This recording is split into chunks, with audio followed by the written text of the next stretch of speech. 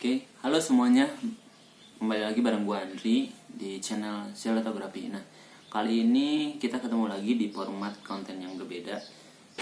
Ini adalah konten baru dari Silatografi, yaitu konten satu rasa satu paham. Nah, apa sih itu satu rasa dan satu paham?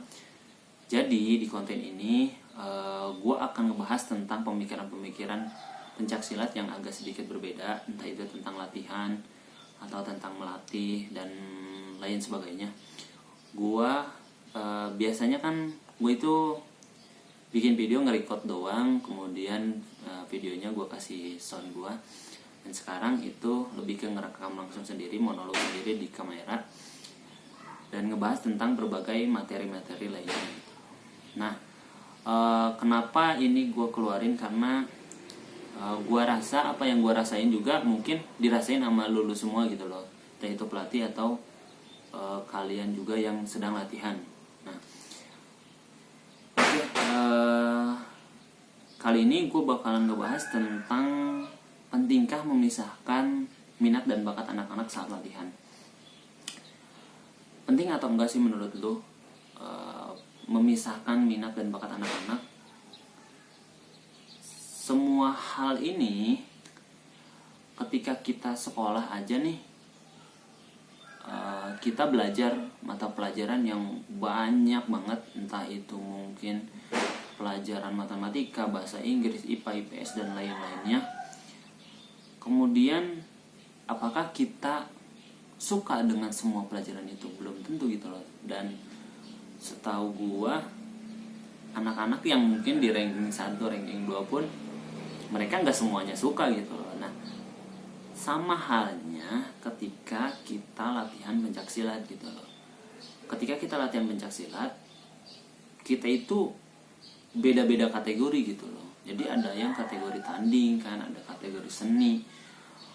Kemudian seni juga dibagi lagi, ada seni tradisi, ada seni baku di IPSI gitu. Itu beda-beda.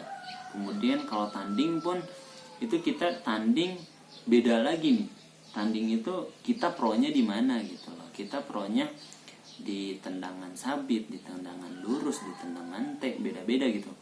KWW aja dia lebih pro di T. Bisa yang lain tapi andalannya kan tendangan T gitu.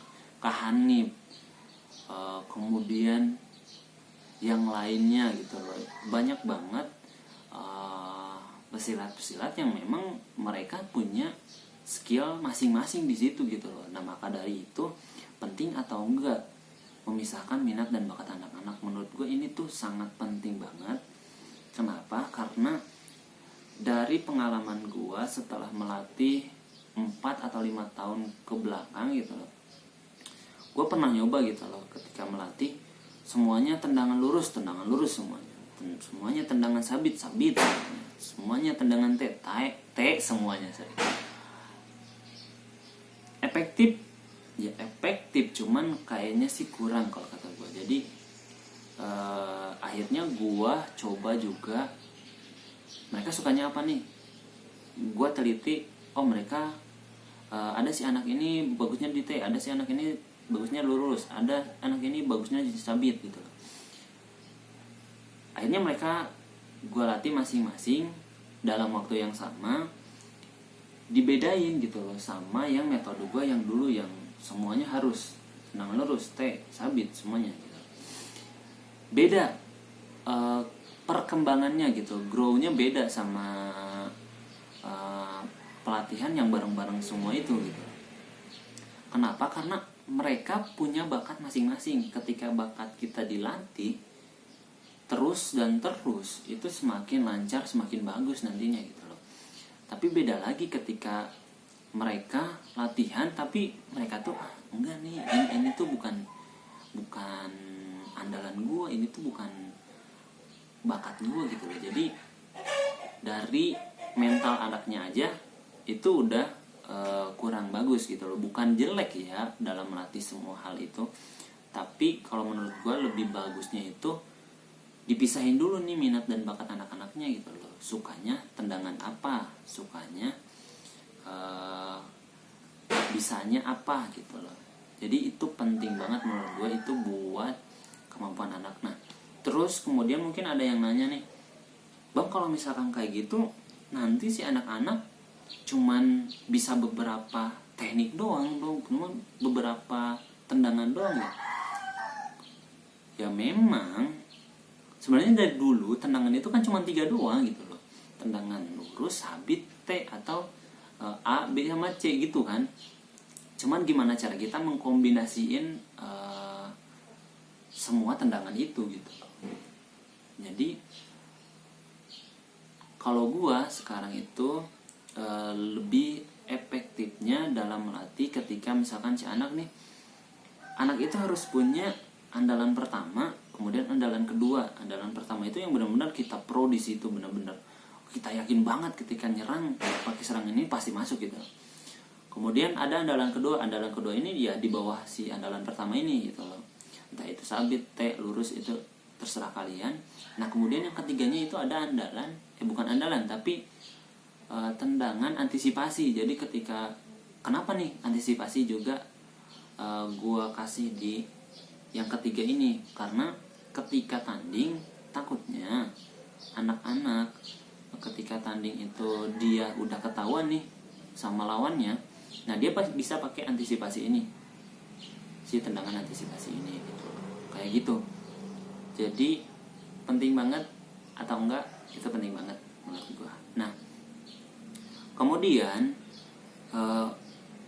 ada sedikit yang mungkin kata gue sih kurang bagus gitu loh, karena mungkin pelatih juga nggak tahu gitu loh karakter anaknya ini bagusnya gimana nih gitu loh. Mungkin entah karena banyak banget berbagai macam faktor gitu loh, entah mungkin emang karena muridnya yang banyak, terlalu banyak.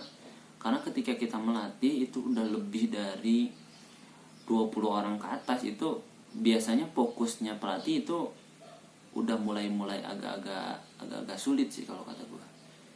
Menghafalkan namanya aja butuh waktu kan. Kalau misalkan melatih ya di bawah 20, pelatih pasti langsung ingat, oh ini anak ini bagusnya ini. Tapi kalau udah melatih di atas 20, 30, 40 apa bahkan mungkin 50, 100, ya mungkin itu agak susah banget gitu loh buat lihat detailnya anak tuh minat dan bakatnya di mana gitu loh. Nah, ketika ada hal itu tuh bisa diantisipasi sama kitanya gitu, sama anaknya yang berlatih gitu loh. Kita sebagai anak yang latihan itu harus tahu juga mana minat dan bakat kita loh, mana bakat kita, tendangan kita bagusnya mana nih. Nah, itu bisa langsung dikoordinasiin sama pelatihnya. Kak, gue ketika tanding nih suka banget nih pakai ini gitu loh, gue lebih enak nih pakai ini gitu. Jadi anak juga penting gitu loh, tahu kondisi mereka, tahu bakat mereka. Dan ketika pelatihnya mungkin nggak kekontrol karena terlalu banyak, akhirnya mereka yang dilatih bisa juga menyampaikan ke pelatihnya. Mungkin itu sih kalau kata gue, karena kan kebanyakan nih ketika kita melatih aja, ketika evaluasi anak-anak ada yang mau bertanya nggak, kadang ya cuma 1 atau 2 lah paling banyak gitu loh. Nah itu ya kalau misalkan kayak gitu mungkin ada yang memang anaknya udah ngerti, udah paham, atau anaknya nggak ngerti nih, gue nggak tahu salah atau enggak gitu. Itu sih yang gue rasain, karena jujur banyak banget ketika kita evaluasi ada yang mau tanya nggak, pasti mereka diem. Dan ketika mereka diem, kita sebagai pelatih harusnya paham gitu loh, mereka benar-benar bisa atau enggak, atau mereka memang nggak ngerti apa yang kita sampaikan gitu. Jadi itu sih mungkin yang harus diperbaiki lagi gitu. Ini yang gue rasain sih, entah mungkin lo semua pelatih di sana, di luar sana, ya gue kan pelatih karbitan gitu lah, yang ya masih di bawah-bawah banget lah gitu loh, bukan kayak yang di atas Porda, di daerah, di kabupaten dan segalanya. Jadi itu yang gue rasain di lapangan gitu loh. Karena kalau misalkan ini nggak diantisipasi gitu loh, satu, pertama kasihan anak-anaknya, latihan terlalu lama, waktunya latihan itu lama banget, tapi nggak ada pengembangan gitu, nggak ada perkembangan dari anaknya gitu. Itu kasihan banget. Nah, jadi makanya sayang waktu kita, sayang juga waktu anak-anak gitu loh. Jadi makanya manfaatkan di setiap waktunya itu gitu loh. Ya mungkin itu sih dari gua. Mungkin kurang lebihnya mohon maaf kalau misalkan ada yang beda paham, beda rasa gitu loh. Silahkan komen aja di bawah. Ya gue terbuka sih akan hal-hal kritikan segala macam yang membangun ya. Kita di sini bareng-bareng, kita bareng-bareng latihan, kita bareng-bareng cari ilmunya lah gitu loh. Oke, mungkin itu aja dari gue. Semoga bermanfaat buat kalian semua. Selamat bertemu lagi bareng gue nanti ya di konten Satu Rasa Satu Paham. Bye bye.